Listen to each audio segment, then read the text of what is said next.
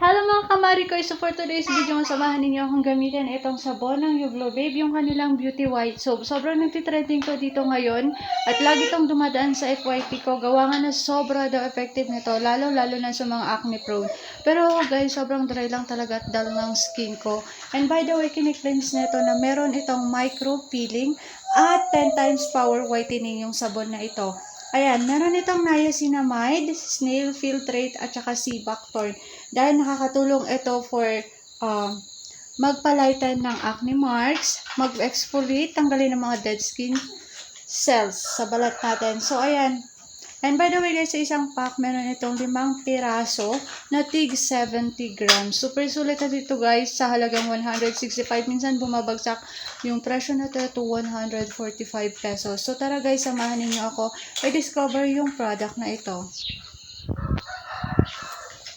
Ganito nga Mariko yung kanyang packaging sa malapitan. Super cute at handy lang talaga niya. So by the way guys, pouch styles to. Meron siyang ziplock dito. Ayun siya. Ganyan yung kanyang itsura sa loob. Meron siyang lock. And ito yung kanyang sabon. So ganito yung kanyang sabon. Ganito lang po siya kalaki. At meron siyang naka-indicate dyan na Yuglo Babe. Ayan siya. So ganito yung kanyang itsura at ganito yung consistent ng kanilang product. So ayan guys, merong 5 product.